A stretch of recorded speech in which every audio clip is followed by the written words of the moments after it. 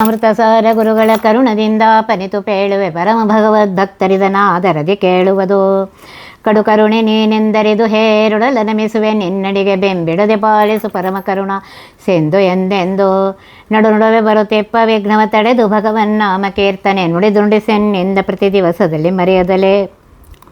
ಮಾತೃಕಾಸಂಧಿ ಮೊದಲನೇ ಪದ್ಯ. ಪಾದಮಾನಿ ಜಯಂತನೊಳಗೆ ಸುಮೇಧ ನಾಮಕ ನಿಪ್ಪ ದಕ್ಷಿಣ ಪಾದದಂಗುಟದಲ್ಲಿ ಪವನನು ಭಾರ ಭೃದ್ರೂಪ. ಕಾದುಕೊಂಡಿ ಹಟಂಕಿತರ ಮೊದಲಾದ ನಾಮದಿ ಸಂಧ್ಯಗಳಲ್ಲಿ ರೈದು ರೂಪದಲ್ಲಿಪ್ಪ ಸಂತತ ನಡೆಸುತ್ತಲೇ. ಮಾತೃಕಾಸಂಧಿಯಲ್ಲಿ ದೇಹದಲ್ಲಿರುವ ಅಜಾದಿ 50 ರೂಪಗಳು ಎಲ್ಲೆಲ್ಲಿವೆ ಅನ್ನೋದು ಹೇಳ್ತಾ ಇದ್ದಾರೆ. ಮಾತೃಕಾನ್ಯಾಸ ಮತ್ತು ಆಯಾ ಉಪಾಂಗಗಳಲ್ಲಿರುವಂತಹ ಕಾರಣಕಾರ್ಯ ಭಗವದ್ ರೂಪಗಳು, ನಾಡಿಗಳ ಕ್ರಮ, ನಾಡಿಗಳಲ್ಲಿರುವಂತಹ 32 ಕಮಲಗಳ ಸ್ಥಾನ, ಅಲ್ಲಿರುವಂಥ ಅಭಿಮಾನಿ ದೇವತೆಗಳು, ಪರಮಾತ್ಮನ ರೂಪಗಳು, ಕಾಲನಾಮಕ ರೂಪಗಳಲ್ಲೇ ಸಮನ್ವಯ ಮುಂತಾದ ಧ್ಯಾನೋಪಾಸನೆ ವಿಧಾನ, ತಂತ್ರಸಾರ, ಐತರೇಯ, ಬೃಹದಾರಣ್ಯಕ, ಛಾಂದೋಗ್ಯಾದಿ ಅನೇಕ ಉಪನಿಷತ್ ರಹಸ್ಯಗಳನ್ನು ಇಲ್ಲಿ ವಿವರಿಸ್ತಾ ಇದ್ದಾರೆ. ಮಾನಸ ಸ್ಮೃತಿಯಲ್ಲಿ ಹೇಳಿದಂತೆ ಎಲ್ಲ ರೂಪಗಳ ವಿವರ ಹೇಳುತ್ತಾ ದೇಹಾಕ್ಯರಥ ವಿವರವನ್ನು ಕರುಣಾಳುಗಳಾದ ದಾಸವರಿಯರು ಉಪದೇಶಿಸ್ತಾ ಇದ್ದಾರೆ. ಇಲ್ಲಿ ಸಾಧನ ಜೀವರು ಧ್ಯಾನಗೈಯಲು ಮೊದಲು ಸ್ಥೂಲೋಪಾಸನ, ಪಾದವಾರಂಭಿಸಿ ತಲೆಯವರೆಂತ ಭಗವಂತನ ಮೂರ್ತಿಗಳನ್ನು ವಿವರಿಸ್ತಾ ಇದ್ದಾರೆ. ಇದು ಕೇವಲ ಮುಕ್ತಿಗೆ ಸಾಧನವಾಗಿದೆ ಅಂತ ಹೇಳ್ತಾ ಇದ್ದಾರೆ. ಪಾದಮಾನಿ, ಬಲಪಾದಕ್ಕೆ ಅಭಿಮಾನಿಯಾದ ಇಂದ್ರಪುತ್ರ ಜಯಂತ, ಎಡಪಾದಕ್ಕೆ ಅಭಿಮಾನಿಯಾದವನು ಶಂಭು. ಇವರಲ್ಲಿ ಪರಮಾತ್ಮ ಸುಮೇಧ ನಾಮಕ, ಯಜ್ಞನಾಮಕ ಪರಮಾತ್ಮ ಇದ್ದಾನೆ. ಈ ಯಜ್ಞನಾಮಕ ಪರಮಾತ್ಮನ ಅನುಗ್ರಹದಿಂದ ಜಯಂತನು ತತ್ವೇಶರೊಳಗೆ ಗಣನೆಯಾಗಿದ್ದಾನೆ. ಇನ್ನು ಬಲಪಾದದ ಅಂಗುಷ್ಟದಲ್ಲಿ ಪವನನು ಅಂದರೆ ವಾಯುದೇವರು ಕೂರ್ಮ ರೂಪದಿಂದ ಇದ್ದಾರೆ. ಇಲ್ಲಿ ಪರಮಾತ್ಮ ಭಾರಭೃತ್, ಜಗತ್ತಿನ ಸರ್ವ ಭಾರವನ್ನು ವಹಿಸುವವನು, ಮಹಾಲಕ್ಷ್ಮೀ ದೇವಿಯನ್ನು ಸಹ ಧರಿಸಿದವನು, ದೇಹದ ಅಂದರೆ ಪಿಂಡಾಂಡ ಬ್ರಹ್ಮಾಂಡ ಎರಡೂ ಭಾರವನ್ನು ವಹಿಸುವನಾಗಿದ್ದಾನೆ. ಇನ್ನು ಬಲಪಾದ ಸಂಧಿಗಳಲ್ಲಿ ಕಾದುಕೊಂಡಿಹ ಟಂಕಿ, ಠಳಕ, ಡರಕ, ಢರಿಣ, ನಾತ್ಮ ಈ 5 ರೂಪಗಳು. ತರ ಮೊದಲಾದ ತಾರ, ಥಬ, ದಂಡೆ, ಧನ್ವಿ, ನಮ್ಯ ಈ 5 ರೂಪಗಳು ಎಡಪಾದಗಳ ಸಂಧಿಯಲ್ಲಿ. ಈ 5 ರೂಪದಲ್ಲಿಪ್ಪ 10 ರೂಪಗಳಿಂದ ಇದ್ದು ಸಂತತ ನಿರಂತರವಾಗಿ ನಡೆಸುತ್ತಲೇ ಈ 10 ರೂಪಗಳು ಪಾದಮಾನಿಗಳಲ್ಲಿದ್ದು ನಡೆಯುತ್ತಾ ಪಾದಮಾನಿಗಳ ದ್ವಾರ ಜೀವರನ್ನು ನಡೆಸ್ತಾ ಇದ್ದಾನೆ ಅಂತ ಹೇಳ್ತಾ ಇದ್ದಾರೆ.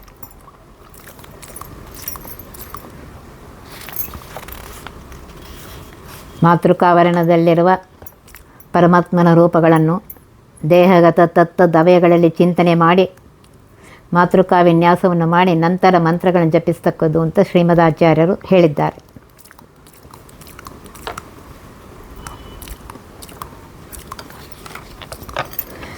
ಕಪಿಲ ಚಾರ್ವಾಂಗಾದಿ ರೂಪದಿ ವಪುಗಳು ಹಸ್ತಗಳ ಸಂಧಿಯೊಳಗ ಪರಿಮಿತ ಕರ್ಮಗಳ ಮಾಡುತ್ತಲಿಪ್ಪ ದಿನದೇ. ಕೃಪಣವತ್ಸಲ ಪಾರ್ಶ್ವದೊಳು ಪರಸುಫಲಿ ಎನಿಸುವ ಗುದೋಪಸ್ಥದೆ ವಿಪುಳ ಬಲಿ ಭಾಗಮನವೆನಿಸಿ ತುಂದಿಯೊಳಗಿರುತಿಹನು. ಕಪಿಲ, ಕ ಅಂದರೆ ಕಪಿಲ, ಖ ಖಪತಿ, ಗ ಗರುಡ, ಘ ಘರ್ಮ, ಂಗಸಾರ ಎಂದು ಬಲಗೈಯ 5 ಸಂಧಿಗಳಲ್ಲಿ ಇದ್ದಾರೆ. ಕಪಿಲಾದಿ 5 ರೂಪಗಳು. ಎಡಗೈ ಸಂಧಿಯಲ್ಲಿ ಚ ಚಾರ್ವಾಂಗ, ಛ ಛಂದೋಗಮ್ಯ, ಜನಾರ್ದನ, ಝಟಿತಾರೆ, ಯಮ, ಚ ಯಮಾಯ ನಮಃ ಈ 5 ರೂಪ ಇದೆ. ಈ ಪ್ರಕಾರ ಬಲ ಎಡಗೈ ಸಂಧಿಗಳಲ್ಲಿ ಇದ್ದಾನೆ ಪರಮಾತ್ಮ. 10 ರೂಪಗಳಿಂದ 2 ಕೈಗಳಲ್ಲಿ ಇದ್ದು ಅಪರಿಮಿತ ಕರ್ಮಗಳ ಮಾಡುತ್ತಲಿಪ್ಪ ದಿನದಿ ನಿತ್ಯದಿ ಅನೇಕ ಜೀವರಲ್ಲಿದ್ದುಕೊಂಡು ಕೊಡೋದು, ತೆಗೆದುಕೊಳ್ಳೋದು, ಬರೆಯೋದು, ತುತ್ತು ಬಾಯಿಗಳು ಹಾಕೋದು ಮುಂತಾದ ಅನೇಕ ಕರ್ಮಗಳನ್ನು ಕೈಯಿಂದ ಮಾಡಿಸ್ತಾನೆ. ಕೃಪಣವತ್ಸಲ ಕರುಣಾ ಸಮುದ್ರನಾಗಿರುವಂತಹ ಪರಮಾತ್ಮ ಬಲಪಾರ್ಶ್ವದಲ್ಲಿ ಪರಾಯ ನಮಃ, ಎಡಪಾರ್ಶ್ವದಲ್ಲಿ ಫಲಿನೇ ನಮಃ, ಗುದದಲ್ಲಿ ಬಲಿ, ಉಪಸ್ಥದಲ್ಲಿ ಭಗ, ತುದಿಯಲ್ಲಿ ವೃಷಣಾಸನ, ಮನವೆಂಬ ನಾಮ. ಈ ರೀತಿಯಾಗಿ ಪರಮಾತ್ಮ 15 ಸ್ಥಳಗಳಲ್ಲಿ ಅಂತ ಹೇಳಿದ್ದಾರೆ. ಇವುಗಳನ್ನು ತಿಳ್ಕೊಳ್ರಿ, ಆ ರೀತಿಯಾಗಿ ಉಪಾಸನೆ ಮಾಡಿರಿ ಅಂತ ಹೇಳ್ತಾ ಇದ್ದಾರೆ. 5 ಮೇಲೊಂದಧಿಕ ದಳವುಳ್ಳೈದು ಪದ್ಮವು ನಾಭಿಮೂಲದಿ, 5 ಮೂರ್ತಿಗಳಿಹವು ಅನಿರುದ್ಧಾದಿ ನಾಮದಲೇ. 5 ಸುತ ಗರ್ಭವನು ಜೇವರನಾದಿ ಕರ್ಮ ಪ್ರಕೃತಿ ಗುಣಗಳ ಹಾದಿ ತಪ್ಪಲಿ ಕೊಡದೆ ವ್ಯಾಪಾರಗಳ ಮಾಡುತ್ತಿಹ. ಕಟಿ ಮೇಲ್ಭಾಗ ವೃಷಣಾಸನದಿಂದ ಸುಷುಮ್ನಾ ನಾಡಿಯು ನೆಟ್ಟಗೆ ಶಿರಪರ್ಯಂತವಾಗಿ ಹೋಗಿದೆ. ಇದಕ್ಕೆ ಪಶ್ಚಿಮ ಭಾಗ ವಜ್ರಿಕ, ಉತ್ತರಕ್ಕೆ ಆರ್ಯ, ಪೂರ್ವಕ್ಕೆ ಪ್ರಕಾಶಿನಿ, ದಕ್ಷಿಣಕ್ಕೆ ವೈದ್ಯುತ, ಮಧ್ಯದಲ್ಲಿ ಬ್ರಹ್ಮನಾಡಿ ಅಂಥೇಳಿ 5 ಪ್ರಭೇದಗಳಿವೆ. ಈ 5 ನಾಡಿಗಳಲ್ಲಿ ನಾಭಿ ಮೂಲ ತುದಿ, ನಾಭಿ ಹೃದಯ, ಉರು, ಕಂಠ, ಭ್ರೂಮಧ್ಯ, ಶಿರದ ಮೇಲ್ಭಾಗ, ಈ ಸ್ಥಳಗಳಲ್ಲಿ ಇರುವಂತಹ ಕಮಲಗಳಲ್ಲಿ ಆ ಕಮಲಗಳ ವಿವರವನ್ನು ಇಲ್ಲಿ ಹೇಳ್ತಾ ಇದ್ದಾರೆ. ನಾಭಿ ಮೂಲದಿ ಚತುರ್ದಳ ಕಮಲ,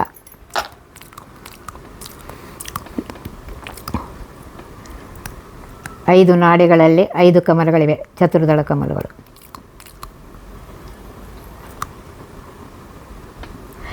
ನಾಭಿ ಮೂಲವೆಂಬ ಪದಕ್ಕೆ ಈ ಪ್ರಕಾರ ಹೇಳ್ತಾ ಇದ್ದಾರೆ. ನಾಭಿಯಲ್ಲಿ 5 ಮೇಲಧಿಕ ದಳ್ಳ ಉಳ್ಳ 5 ಕಮಲಗಳು, ಪದ್ಮವು 5 ಮೇಲೆ 1 ಹೆಚ್ಚು 6 ದಳ ಉಳ್ಳ 5 ಕಮಲಗಳು ಇವೆ.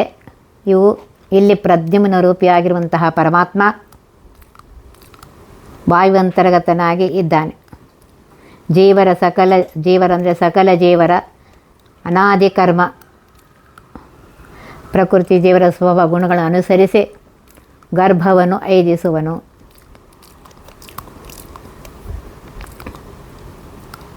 6 ದಳ ಕಮಲ ಸ್ಥಾನ ಗರ್ಭಸ್ಥಾನ ಅಂತ ಹೇಳಿದ್ದಾರೆ.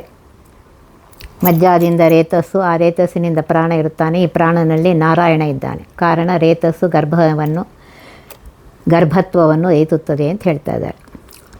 ಗರ್ಭವನ್ನು ಐದಿಸಿ ಹಾದಿ ತಪ್ಪಲಿಗೊಡದೆ ಪರಮಾತ್ಮನು ಸತ್ಯ ಸಂಕಲ್ಪಾನುಸಾರವಾಗಿ ಜೀವರ ಕರ್ಮಾನುಸರಿಸಿ ದೇಹಗಳ ಕೊಟ್ಟು ವ್ಯಾಪಾರಗಳನ್ನು ಮಾಡಿಸ್ತಾನೆ ಅಂತ ಹೇಳ್ತಾ ಇದ್ದಾರೆ.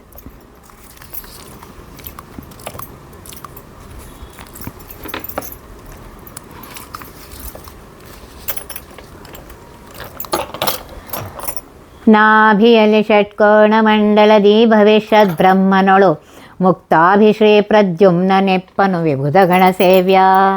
ಶೋಭಿಸುವ ಕೌಸ್ತುಭವೆ ಮೊದಲಾದ ಆಭರಣ ಆಯುಧಗಳಿಂದ ಮಹಾಭಯಂಕರ ಪಾಪ ಪುರುಷನ ಶೋಷಿಸುತ್ತ ನಿತ್ಯ. ನಾಭಿಯಲ್ಲಿ ಹೊಕ್ಕಳ ಮಧ್ಯಪ್ರದೇಶದಲ್ಲಿ ಷಟ್ಕೋಣ ಮಂಡಲ, 6 ಮೂಲೆ ವಾಯುಮಂಡಲ ಇದೆ.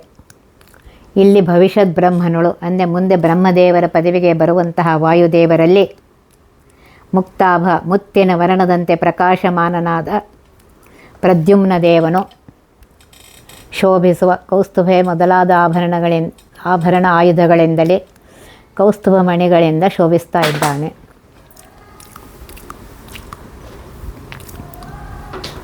ಕೌಸ್ತುಭ ಮಣಿ ಪರಮಾತ್ಮನ ಕಾಂತಿಯಿಂದಲೇ ಶೋಭೆ ಹೊರತು ಕೌಸ್ತುಭ ಮಣಿಗೆ ಪರಮಾತ್ಮನ ಕಾಂತಿಯಿಂದ ಶೋಭೆ ಹೊರತು ಮಣಿಯಿಂದ ಪರಮಾತ್ಮನಿಗೆ ಅಲ್ಲ. ಶಂಖ, ಗದ, ಚಕ್ರ, ಪದ್ಮ ಆಯುಧಗಳಿಂದ ಪರಮಾತ್ಮ ಅಲ್ಲಿದ್ದಾನೆ. ವಿಭುಧ ಗಣದಿಂದ ಸೇವ್ಯನು, ಜ್ಞಾನಿಗಳಾದ ಬ್ರಹ್ಮಾದಿ ದೇವತೆಗಳ ಸಮೂಹದಿಂದ ಸೇವಿತನಾಗಿದ್ದಾನೆ. ಮಹಾಭಯಂಕರ ಪಾಪ ಪುರುಷನನ್ನು ನಿತ್ಯದಲ್ಲಿ ಶೋಷಿಸುತ್ತಾನೆ. ನಾಭಿಯಲ್ಲಿ ಅಂತ ಹೇಳ್ತಾ ನಾಭಿ ಷಟ್ಕೋಣ ಮಂಡಲ ಅತನಾದ ಪಾಪ ಪುರುಷ ಶೋಷಕನಾದ ವಾಯುದೇವರಲ್ಲಿ ಇರುವ ಭಗವಂತನ ರೂಪವನ್ನು ಇಲ್ಲಿ ತಿಳಿಸ್ತಾ ಇದ್ದಾರೆ. ವಾಯು, ಅಗ್ನಿ, ವರುಣ ಬೀಜಾಕ್ಷರಗಳಿಂದ ಮೊದಲನೇ ಕ್ರಮವಾಗಿ ಶೋಷಣ ದಹನ ಮಾಡಿ ಅನಂತರ ವಾರುಣ ಬೀಜದಿಂದ ಅಮೃತ ವೃಷ್ಟಿಯನ್ನು ಮಾಡ್ತಾರೆ.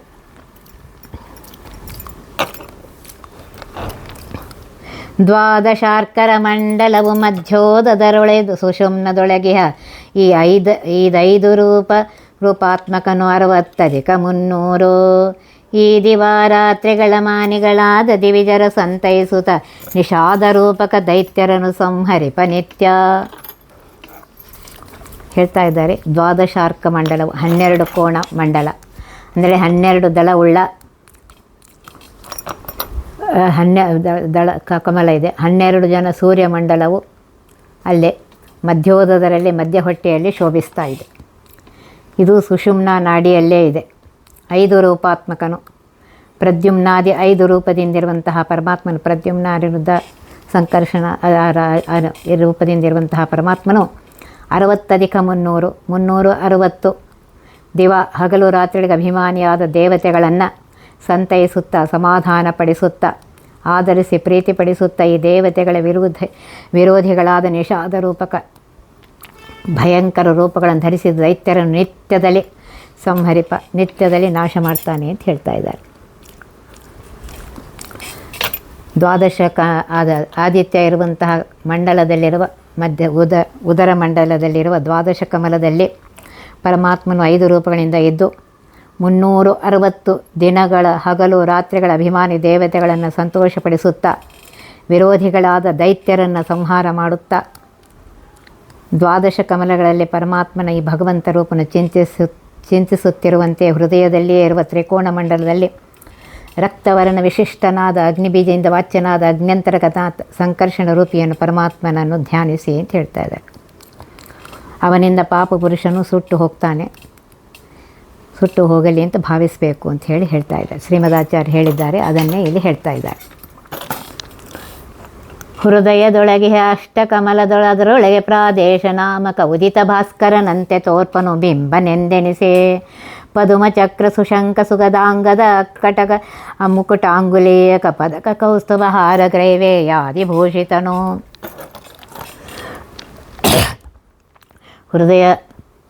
ಹೃದಯಾಷ್ಟದಳ 5 ಕಮಲಗಳು, ಅದರಲ್ಲಿರುವ ಪ್ರಾದೇಶ ನಾಮಕ ರೂಪನ ಹೇಳ್ತಾ ಇದ್ದಾರೆ.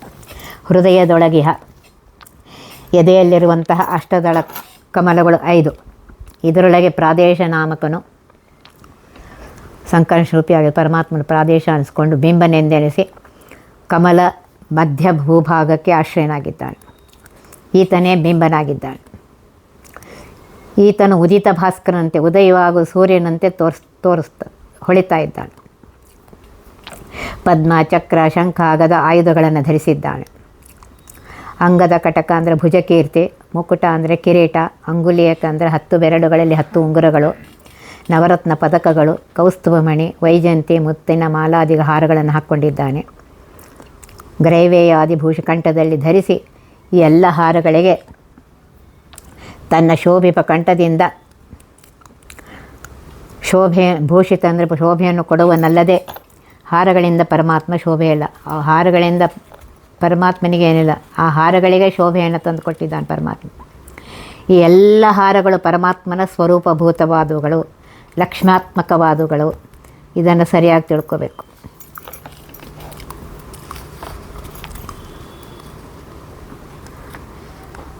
ಅದನ್ನೇ ಹೇಳ್ತಾ, ಹೃದಯದೊಳಗೆ ಅಷ್ಟದಳ ಕಮಲದಲ್ಲಿ ಸೂರ್ಯನಂತೆ ಹೊಳೆಯುವ ಪ್ರಾದೇಶ ಅಂತ ಕರೆಸಿಕೊಳ್ಳುವಂತಹ ಬಿಂಬರೂಪಿಯಾದ ಪರಮಾತ್ಮನು ಆಯುಧ ಆಭರಣಗಳಿಂದ ಭೂಷಿತನಾಗಿದ್ದಾನೆ. ಪುರುಷೋತ್ತಮನಾದ ಬಿಂಬರೂಪಿ ಪರಮಾತ್ಮನು ಪ್ರಾದೇಶ ನಾಮಕನಾಗಿ ಪ್ರಾದೇಶ ಪರಿಮಿತ ಆಕಾರವುಳ್ಳವನಾಗಿ ಹೃದಯದಲ್ಲಿ ಸರ್ವತಃ ವ್ಯಾಪಿಸಿದ್ದಾನೆ ಅಂತ ಹೇಳ್ತಾ ಇದ್ದಾರೆ. ದ್ವಿದಳ ಪದ್ಮವು ಶೋಭಿಪುದು ಕಂಠದಲ್ಲಿ ತನ್ಮುಖ್ಯ ಪ್ರಾಣ ತನ್ನಯ ಸುದತಿಯಿಂದೊಡಗೂಡಿ ಹಂಸೋಪಾಸನೆಯ ಮಾಳ್ಪ ಉದಕ ಅನ್ನಾದಿಗಳಿಗವಕಾಶದನು ತಾನಾಗೆದ್ದು ದಾನಾಭಿದನು ಶಬ್ದವ ನುಡಿಸುವ ಸರ್ವಜೇವರುಳು.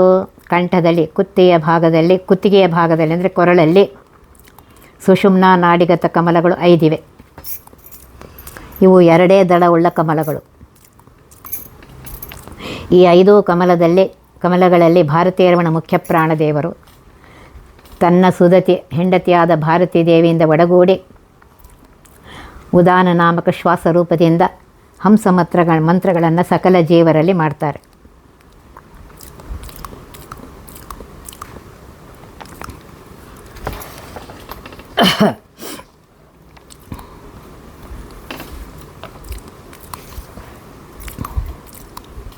ಈ ರೀತಿಯಾಗಿದ್ದು ಶಬ್ದವನ್ನು ನುಡಿಸುವುದು, ತಿನ್ನಿಸುವುದು ಎಲ್ಲಗಳನ್ನು ಮಾಡ್ತಾರೆ ಅವರು.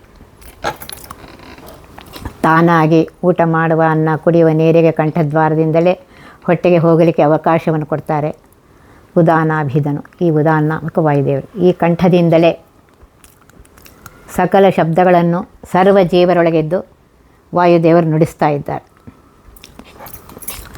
ಈ ರೀತಿಯಾಗಿ ಕಂಠದಲ್ಲಿರುವಂತಹ 2 ದಳ ಕಮಲದಲ್ಲಿ ಮುಖ್ಯ ಪ್ರಾಣದೇವರು ಸತಿಯಿಂದ ಸಹಿತನಾಗಿ ಉದಾನ ನಾಮಕನಾಗಿದ್ದು ಶ್ವಾಸ ಮಂತ್ರವನ್ನು ರೂಪ ಹಂಸ ಮಂತ್ರವನ್ನು ಜಪಿಸ್ತಾ ಇದ್ದಾರೆ. ಆ ವಾಯುದೇವರಲ್ಲಿ ಉದಾನ ನಾಮಕ ವಾಯುದೇವ ಪರಮಾತ್ಮನು ಉದಾನ ನಾಮಕನಾಗಿರುತ್ತಾ ಭೋಜನ ವಸ್ತುಗಳಿಗೆ ಒಳಗೆ ಹೋಗಲು ಅವಕಾಶವನ್ನು ಕೊಡ್ತಾನೆ. ಶಬ್ದ ಪ್ರಯೋಗವನ್ನು ಮಾಡಿಸಲು ಅವಕಾಶ ಮಾಡ್ತಾನೆ. ಉದಾನನು ಕಂಠದಲ್ಲಿದ್ದಾನೆ ಅಂತ ಹೇಳ್ತಾರೆ. ನಾಸಿಕದಿನ ಸತ್ಯದ ಶ್ವಾಸಮಾನಿ ಪ್ರಾಣ ಭಾರತಿ ಹಂಸಧನ್ವಂತ್ರಿಗಳು ಅಲ್ಲಲ್ಲಿ ಪರವರೊಳಗೆ ಭೇಷ ಭಾಸ್ಕರ ರಕ್ಷಿ ಯುಗಳಕಧೀಶ ಕದಿಪರು ಎನಿಪರು ಅವರೊಳಗೆ ಲಕ್ಷ್ಮೀಶ ದದಿವಾಮನರು ನಿಯಾಮಿಸುತ್ತಲೇ ಋತಿಹರು. ನಾಸಿಕದಿ 2 ಹೊಳ್ಳೆಗಳು ಉಳ್ಳಂತಹ ಮೂಗಿನಲ್ಲಿ ನಾಸತ್ಯ ದಸ್ರಾ ಅಂತ 2 ಅಶ್ವಿನಿ ದೇವತೆಗಳಿದ್ದಾರೆ. ಶ್ವಾಸಕ್ಕೆ ಅಮುಖ್ಯಾಭಿಮಾನಿಗಳಿವರು.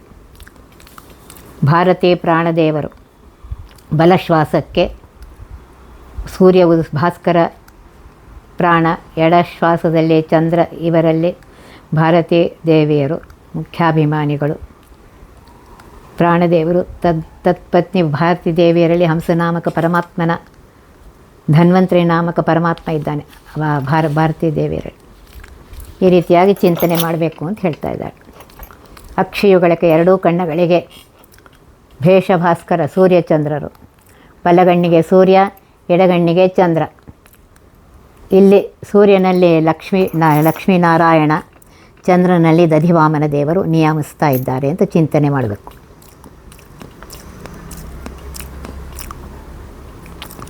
ಈ ಪದ್ಯ ಆರಂಭಿಸಿ 12ನೇ ಪದ್ಯವರೆಗೂ ನೇತ್ರದಲ್ಲಿರುವಂತಹ ಎಲ್ಲ ಅಭಿಮಾನಿಗಳು ಭಗವದ್ ರೂಪಗಳನ್ನು ದಾಸರು ವರ್ಣಿಸಿದ್ದಾರೆ.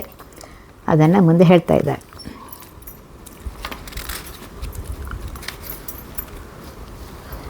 ಸ್ತಂಭರೂಪದಲ್ಲಿಪ್ಪ ದಕ್ಷಿಣಾಂಬಕದೆ ಪ್ರದ್ಯುಮ್ನ ಗುಣರೂಪಾಂಭ್ರಣಿಯು ತಾನಾಗಿ ಎಪ್ಪಳು ವತ್ಸರೂಪದಲೇ ಪೊಂಬೆ ಸುರುಪದ ಯೋಗ್ಯ ಪವನ ತ್ರಿಯಂಬಕಾದಿ ಸಮಸ್ತ ದಿವಿಜ ಕದಂಬ ಸೇವಿತನಾಗಿ ಸರ್ವ ಪದಾರ್ಥಗಳ ತೋರ್ಪ. ಆ ಬೃಹದಾರಣ್ಯಕ ಉಪನಿಷದಲ್ಲಿ ಬಂದದ್ದನ್ನೇ ಇಲ್ಲಿ ದಾಸರು ಹೇಳ್ತಾ ಇದ್ದಾರೆ ಅಂತ ಹೇಳ್ತಾ ಇದ್ದಾರೆ. ಸ್ತಂಭ ರೂಪದಲ್ಲಿಪ್ಪ ದಕ್ಷಿಣ ಅಂಬಕದಲ್ಲಿ, ಬಲನೇತ್ರದಲ್ಲಿ ಪರಮಾತ್ಮನು ಕಂಬರೂಪದಂತೆ ಸಕಲ ಜೀವರಿಗೆ ಆಧಾರನಾಗಿದ್ದಾನೆ. ಅವನ ಪ್ರದ್ಯುಮ್ನ ಅಂತ ಅವನ ಹೆಸರಿಗಿಲ್ಲಿ. ಗುಣರೂಪಾಂಭ್ರಣೆಯು ತಾನಾಗಿಪ್ಪಳು, ಹಗ್ಗದ ರೂಪವಾಗಿ ಅಂಭ್ರಣಿ ಲಕ್ಷ್ಮೀದೇವಿ ಅಲ್ಲಿ ತಾನಿದ್ದಾಳೆ. ಅಂದರೆ ವಿಷ್ಣು ಮೂಲಾಧಾರವಾದ ಕಂಬ ತನ್ನ ವಶದಲ್ಲಿ ಸರ್ವರನ್ನು ಇರಿಸಲು ಚಿತ್ಪ್ರಕೃತಿಯಾದ ಮಹಾಲಕ್ಷ್ಮೀ ದೇವಿಯರ ದ್ವಾರ ಸಕಲ ಜೀವರನ್ನು ಕಟ್ಟಿ ತನ್ನ ವಶದಲ್ಲಿರಿಸಿಕೊಂಡಿದ್ದಾನೆ ಅಂತ ಹೇಳ್ತಾರೆ. ವತ್ಸ ರೂಪದಲ್ಲಿ ಕರುವು, ಆಕಳು ಕರುವಿನ ರೂಪದಲ್ಲಿರುವ ವಾಯುದೇವರು ಗೋವತ್ಸ ರೂಪದಿಂದ ಇದ್ದು ಗೋವಿಂದ ಮುಕ್ತಿಪ್ರದಾತವಾದ ಗೋ ಆಕಳುಗಳ ಹಾಲನ್ನು ಉಂಡು ಸರ್ವಜೀವರಿಗೆ ಜ್ಞಾನಾಯುರೂಪ ಕ್ಷೀರವನ್ನು ಕೊಡುವನು. ಈತನೇ ಮುಂದಿನ ಕಲ್ಪದಲ್ಲಿ ಪೊಂಬಸಿರು ಪದಯೋಗ್ಯ. ಇವರೇ ಮುಂದೆ ವಾಯುದೇವರೇ ಮುಂದೆ ಬ್ರಹ್ಮದೇವರ ಪದಯೋಗ್ಯರಾಗಿದ್ದಾರೆ. ಈ ಪವನನು ವಾಯು ಗೋವತ್ಸ ರೂಪದಿಂದ ಮತ್ತು ವಿಶ್ವನು ತ್ರಿಯಂಬಕಾದಿ ಸಮಸ್ತ ದಿವಿಜ ಕದಂಬ ಸೇವಿತನಾಗಿ ರುದ್ರಾದಿ ಸಮಸ್ತ ದೇವತೆಗಳ ಸಮೂಹದಿಂದ ಸೇವಿತನಾಗಿ ಜಾಗೃತಾವಸ್ಥೆ ಪ್ರೇರಕ ನಿಯಾಮಕನಾದ ವಿಶ್ವನು ಸರ್ವ ಪದಾರ್ಥಗಳ ತೋರ್ಪ ಬಾಹಿರದಲ್ಲಿದ್ದ ಸಕಲ ವಸ್ತುಗಳ ನಿಜ ಜ್ಞಾನವನ್ನು ತಂದು ಕೊಡ್ತಾನೆ ಅಂತ ಹೇಳ್ತಾ ಇದ್ದಾರೆ.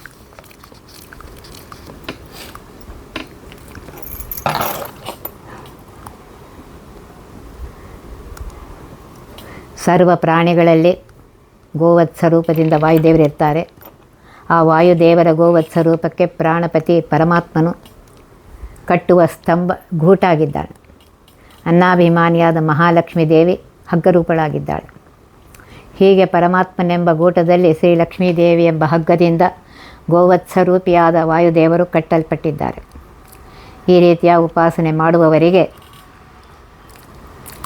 ವಿಷಯಗಳಲ್ಲಿ ಧಾವಿಸುವ ಶತ್ರುಗಳಾದ ಇಂದ್ರಿಯಗಳನ್ನು ಪಂಚಜ್ಞಾನೇಂದ್ರಿಯ, ಮನಸ್ಸು, ಬುದ್ಧಿ ಇವುಗಳು ವಶಪಡಿಸಿಕೊಂಡು ಈ ಇಂದ್ರಿಯಾಭಿಮಾನಿ ಅಸುರರನ್ನು ನಿಗ್ರಹಿಸಿ ಸರ್ವೋತ್ತಮನಾದ ಪರಮಾತ್ಮನನ್ನು ತಿಳಿದುಕೊಳ್ತಾನೆ.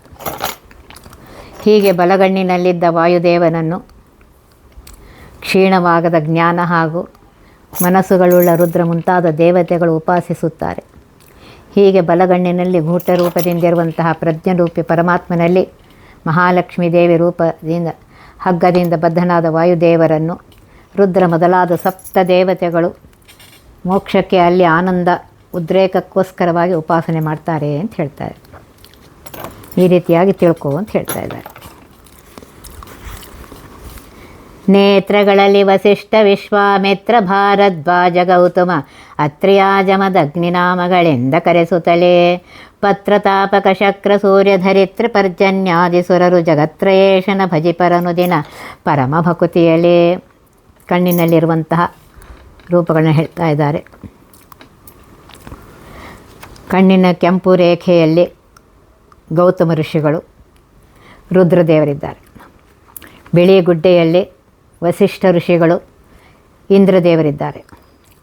ಕಣ್ಣಿನ ಕಣಿಕೆಯಲ್ಲಿ ವಿಶ್ವಾಮಿತ್ರ ನಾಮಕ ಋಷಿಗಳು ಸೂರ್ಯ ಇದ್ದಾನೆ. ಕರಿಗುಡ್ಡೆಯಲ್ಲಿ ಜಮದಗ್ನಿ ನಾಮಕ ಋಷಿಗಳು, ಅಲ್ಲಿ ಅಗ್ನಿದೇವರಿದ್ದಾರೆ, ಅಗ್ನಿದೇವತೆ. ಕಣ್ಣಿನ ನೀರಿನ ಭಾಗದಲ್ಲಿ ಭಾರದ್ವಾಜ ಋಷಿಗಳು, ಅಲ್ಲಿ ವರುಣ ಇದ್ದಾನೆ. ಕೆಳಗಿನ ರೆಪ್ಪೆಯಲ್ಲಿ ಕಶ್ಯಪ ನಾಮ ಋಷಿಗಳು, ಅಲ್ಲಿ ಧರಾದೇವಿ ಇದ್ದಾಳೆ. ಮೇಲಿನ ರೆಪ್ಪೆಯಲ್ಲಿ ಅತ್ರಿನಾಮಕಳಾಗಿ ಭಾರತೀ ದೇವಿ ಇದ್ದಾಳೆ. ಅತ್ರಿನಾಮಕ ಋಷಿಗಳೇ ಈ ದೇವತೆಗಳು ಋಷಿನಾಮದಿಂದ ಕರೆಸುತ್ತಾ ಜಗತ್ರಯೇಶನ ಮೂರು ಲೋಕಕ್ಕೆ ಈಶನಾದ ಪರಮಾತ್ಮನನ್ನು ಪ್ರತಿನಿತ್ಯದಲ್ಲಿ ಪರಮಾನ ಉತ್ತಮವಾದ ಭಕ್ತಿಯಲ್ಲಿ ಭಜಿಸುತ್ತಾರೆ ಅಂತ ಹೇಳ್ತಾ ಇದ್ದಾರೆ.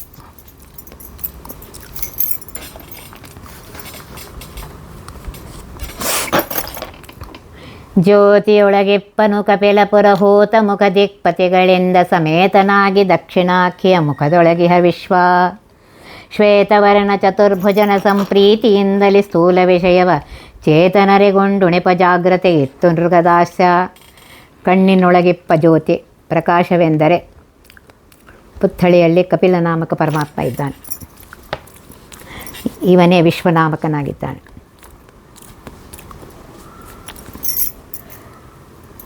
ಹಿಂದಿನ ಪದ್ಯ ಹೇಳಿದಂತೆ ಪುರುಹೂತ ಮುಖ 8 ದಿಕ್ಪಡೆಯಿಂದ ಸಮೇತನಾಗಿ ಸೇವಿತನಾಗಿದ್ದಾನೆ. ದಕ್ಷಿಣಾಕ್ಷಿಯ ಮುಖದಲ್ಲಿ ಬಲಗಣ್ಣಿನಲ್ಲಿ ವಿಶ್ವನಾಮಕ ಪರಮಾತ್ಮ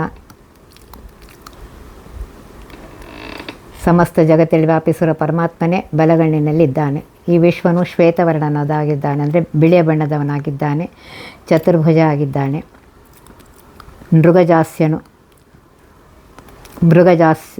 ಮನುಜಾಕೃತಿಯುಳ್ಳ ಮಗುವನು, ಮುಖವುಳ್ಳವನು. 1 ಗಜಾಸ್ಯ ನಡುವಿನ ಭಾಗ ಆನೆ ಮುಖವುಳ್ಳದು. ಸಮಸ್ತ ಜೀವರಿಗೆ ಬಾಹಿರದಲ್ಲಿಪ್ಪ ಹೊರಗೆ ಇರುವಂತಹ ಸ್ಥೂಲ ಭೋಗ್ಯ ಪದಾರ್ಥಗಳಲ್ಲಿರುವಂತಹ ಶುಭರಸವಾದ ತನ್ನ ಸ್ವರಸವನ್ನು ಸ್ವೀಕರಿಸಿ ಜೀವಭೋಗ್ಯವಾದ ಸ್ಥೂಲ ರಸವನ್ನು ಜೀವರಿಗೆ ಉಳಿಸುತ್ತಾನೆ ಅಂತ ಹೇಳ್ತಾರೆ. ಆದ್ದರಿಂದ ಈತನಿಗೆ ಸ್ಥೂಲ ಭುಕ್ ಅಂತ ಹೇಳಿ ಕರೀತಾರೆ ಅಂತ ಹೇಳ್ತಾ ಇದ್ದಾರೆ.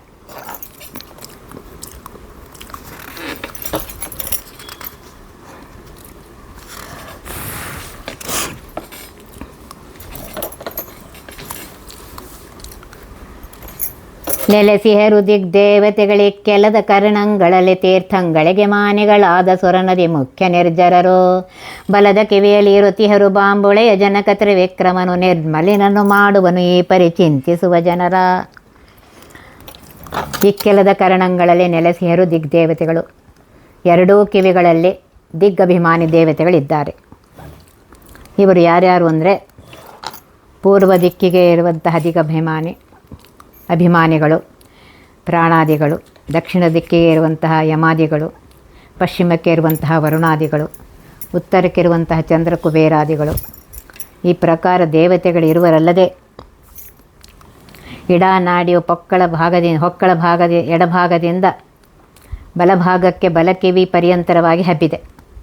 ಈ ಕಾರಣ ಕಿವಿಯಲ್ಲಿ ತೀರ್ಥಗಳಿಗೆ ಮಾನಿಗಳಾಗಿರುವಂತಹ ತೀರ್ಥಗಳಿಗೆ ಅಭಿಮಾನಿಯಾದ ದೇವತೆಗಳಾದ ಸುರನದಿ ಮುಖ್ಯ ನಿರ್ಜರು, ಗಂಗಾ ನದಿಯೇ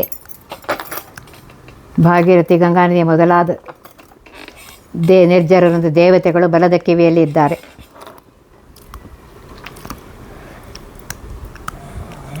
ಅವರ ತಂದೆಯಾಗಿರುವಂತಹ ತೀರ್ಥಪಾದ ತ್ರಿವಿಕ್ರಮನಲ್ಲಿದ್ದಾನೆ. ಈ ಪ್ರಕಾರ ಚಿಂತನೆ ಮಾಡಿದರೆ ನಿರ್ಮಲಿನನ್ನು ಮಾಡುವ ಅಲ್ಪ ಪಾಪಿಗಳಾದ ಅಶುಚಿ ದೋಷದಿಂದ ದೋಷದಿಂದ ಪಾಪ ಮುಕ್ತರನ್ನಾಗಿ ಮಾಡ್ತಾನೆ. ಅದಕ್ಕೆ ಅಶುಚಿಯಾದರೆ ಬಲದ ಕಿವಿಯನ್ನು ಮುಟ್ಟುವ ಪದ್ಧತಿ ಇದೆ ಅಂತ ಹೇಳ್ತಾ ಇದ್ದಾರೆ. ಚಿತ್ತಜೇಂದ್ರರು ಮನದೊಳೆಪ್ಪರು ಕೃತ್ಯವಾಸನು ಅಹಂಕಾರದೆ ಚಿತ್ತಚೇತನ ಮಾನೆಗಳು ವಿಹಗೇಂದ್ರ ಫಣಿಪರಳು ನಿತ್ಯದಲ್ಲಿ ನೆಲೆಗೊಂಡು 19 ಮುಗದ ತೈಜಸನು ಸ್ವಪ್ನಾವಸ್ಥೆಯಿಸಿ ಜೀವರನು ಪ್ರವಿವ್ಯಕ್ತ ಭುಕುವೆನ ಪರಿಭುಕ್ತಯನಿಪ ಚಿತ್ತಜ ಕಾಮ ಇಂದ್ರ ಯಜ್ಞಯಾಗಾದಿಗಳನ್ನು ಮಾಡಿಸಲು ಪ್ರೇರಿಸುವರು. ಮನಸ್ಸಿನಲ್ಲಿದ್ದಾರೆ ಇವರು. ಕೃತ್ಯವಾಸನು ಚರಮಾಂಬರಧಾರಿಯಾದ ಮಹಾರುದ್ರರು ಅಹಂಕಾರದಲ್ಲಿದ್ದಾರೆ, ಅಹಂಕಾರ ತತ್ವದಲ್ಲಿ. ಚಿತ್ತಾಭಿಮಾನಿ ಗರುಡ, ಭಗವದುಪಾಸನಕ್ಕೆ ಏಕಾಗ್ರತೆ ಕೊಡುವಂತಹ ಚಿತ್ತಕ್ಕೆ ಅಭಿಮಾನಿ ಗರುಡ ದೇವರು. ಚೇತನ ಚೇತನ ಅಂತ ಹೇಳ್ತಾ ಇದ್ದಾರೆ. ಭಗವಂತನು ಧ್ಯಾನದಿಂದ ಒಲಿಸಿದ ಮೇಲೆ ಭಗವಂತನ ಗುಣ ಸ್ತುತಿಸಲು ಚೇತನನಿಷ್ಠವಾದ ಧರ್ಮಕ್ಕೆ ಶೇಷದೇವರು. ಹೀಗೆ ಮನಸ್ಸು ಪ್ರಭೇದಗಳಾದ ಮನಸ್ಸು ತತ್ವಾಭಿಮಾನಿಗಳಿಗೆ ಉಪರಮೆಯಿತ್ತು ಅಹಂಕಾರ, ಚಿತ್ತ, ಚೇತನ, ರುದ್ರ, ವಿಹಗೇಂದ್ರ, ಗರುಡ ಇವರನ್ನು, ಅಂದರೆ ಜೀವನ ಮನಾದಿಗಳಲ್ಲಿಪ್ಪ ದೇವತೆಗಳನ್ನು ವಿಶ್ವನು ಕಂಠಸ್ಥಾನ ವೈದಿಸಿ ತೈಜಸನ ವಶ ಮಾಡಿಕೊಡ್ತಾನೆ. 19 ಮುಖದ ತೈಜಸನು ನಿತ್ಯದಲ್ಲಿ ಎಲ್ಲರ ಕಂಠದಲ್ಲಿದ್ದಾನೆ.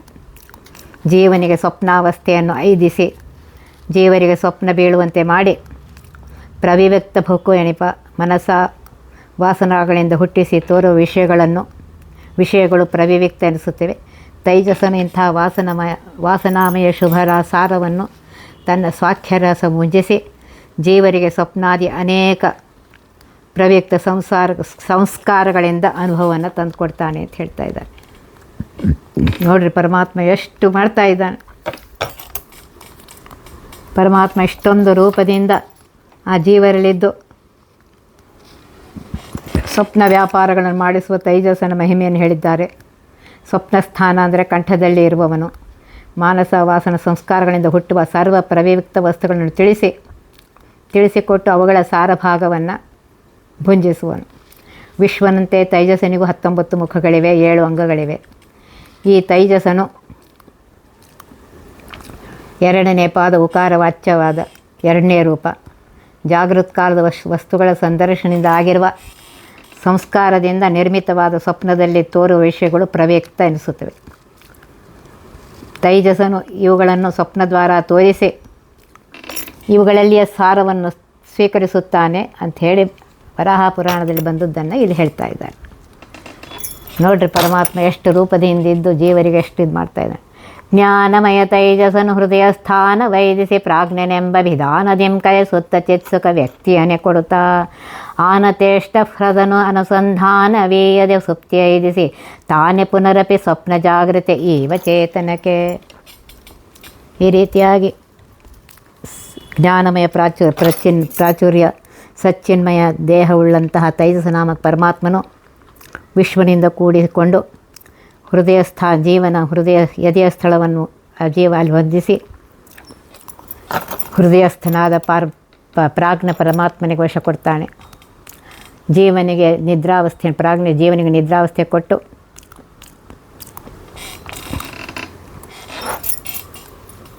ಆ ಜಾಗೃತ ಸ್ವಪ್ನಗಳಲ್ಲಿ ವ್ಯಾಪಾರಗಳ ಅನುಸಂಧಾನ ಕೊಡದೆ ಗಾಢ ನಿದ್ರೆಯನ್ನು ಕೊಟ್ಟು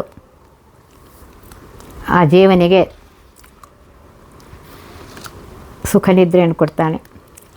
ಆಮೇಲೆ ಮತ್ತೆ ಎಚ್ಚರಗೊಳಿಸಿ ಈ ರೀತಿ ಮಾಡ್ತಾನೆ. ನೋಡಿ ಎಷ್ಟು ಉಪಕಾರ ಮಾಡ್ತಾ ಇದ್ದಾನೆ. ಇದನ್ನು ನಾಳಿನ ದಿವಸ ನೋಡೋಣಂತೆ. ಒತ್ತಿ ವಿಘ್ನಗಳ ಕಳೆದಪ ಮೃತ್ಯುವಿಗೆ ಮರೆ ಮಾಡಿ ಕಾಲನ ದೂತರಿಗೆ ಭೀಕರವ ಹುಟ್ಟಿಸಿ ಕಾಲ ದೂತರಿಗೆ ಭೀಕರ ಹುಟ್ಟಿಸಿ ಸಕಲ ನೇತ್ರಗಳ ಅಟಿಗೆ ಗೊತ್ತ. ಒತ್ತಿ ವಿಘ್ನಗಳ ಕಳೆದಪ ಮೃತ್ಯುವಿಗೆ ಮರೆ ಮಾಡಿ ಕಾಲನ ದೂತರಿಗೆ ಭೀಕರ ಹುಟ್ಟಿಸಿ ಸಕಲ ಒತ್ತಿಗೊಳ್ಳಿಸಿವನರು ಹೇಕ್ಷಣ ನೃತ್ಯ ಮಾಡುವರವನ ಮನೆಯೊಳು ನಿತ್ಯ ಮಂಗಳ ಹರಿಕಥಾಮೃತ ಸಾರ ಪಠಿಸುವರ.